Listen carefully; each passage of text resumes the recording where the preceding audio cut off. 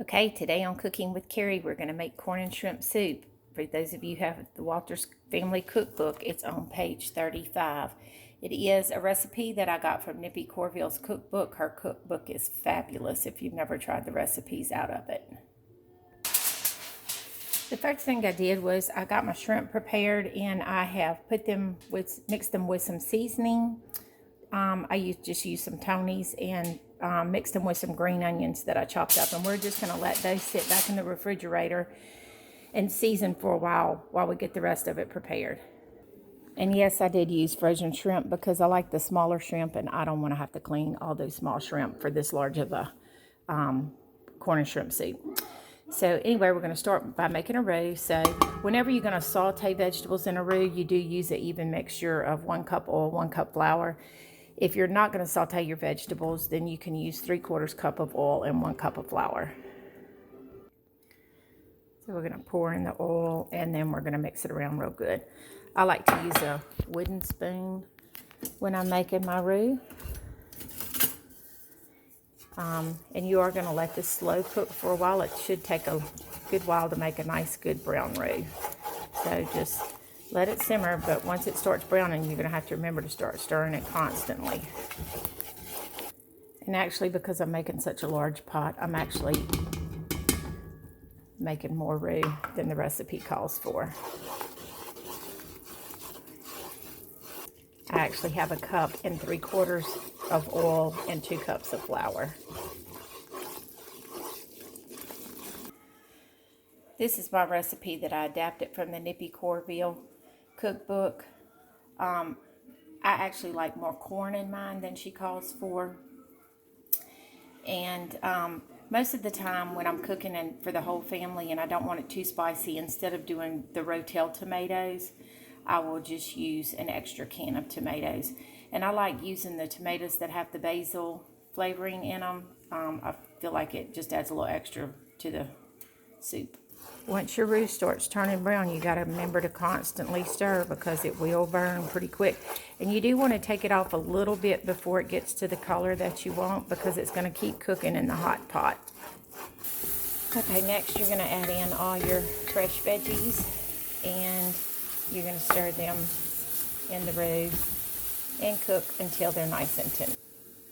Today I'm adding in some extra tomatoes because I'm making a really large container. I do like this basil, garlic, and oregano. I also use that type in the sauce as well. You're letting the tomatoes and the roux and the veggies simmer for about 30 minutes. Make sure you're stirring constantly. I did go ahead and add some chicken stock in here to kind of thin it out a little bit because it does stick pretty bad. Okay, after that is simmered, then you're going to add in your yellow corn, your 1 can of cream corn, and don't put any more than 1 can. And I love the white shoe peg corn, so I try to add as much shoe peg as I do yellow corn. And every time I make corn and shrimp soup, I make it different. I just dump till the pot's full. So I do try to leave myself some space because you got to remember you still got to add the shrimp in. So we're going to stir this around, let it simmer a while, and we're about an hour, and then we'll add the shrimp in at the end so they don't overcook. You can add potatoes to your soup if you want. It just gives it a little more consistency. So what I do is I chop them ahead of time and I just let them sit in some water so that they don't turn brown on you.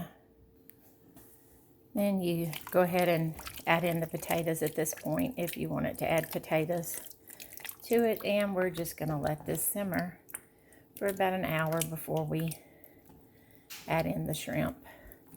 And you can let it simmer a little bit longer. It's not going to hurt it. It gets more flavor. Just wait to add the shrimp closer to the end because you don't want to overcook them. And since I am using frozen shrimp that are pre-cooked, I really will wait to the end. When I use fresh shrimp, I cook them for probably about 15-20 minutes before I'm ready to eat. I do like using frozen shrimp because they're smaller, so you get more shrimp per bite that way. I will make it either way though. When you make the nippy cornmeal, it's a whole lot thinner than this soup is. I added so much corn to this one, and when I doubled the roux recipe, it made it a whole lot thicker. I do like mine a little bit thicker than her version, but her version is still very good. Final step is to add the shrimp, stir in, and let it simmer for a little bit, and it's ready to go. And yeah, look, I'm right up to the top. That's a big old pot of corn and shrimp soup. As I stated before, every time I make corn and shrimp soup, I make it a little bit differently. I really enjoyed this pot of soup. My family really enjoyed it. The gravy was a whole lot thicker than normal because I doubled the roux.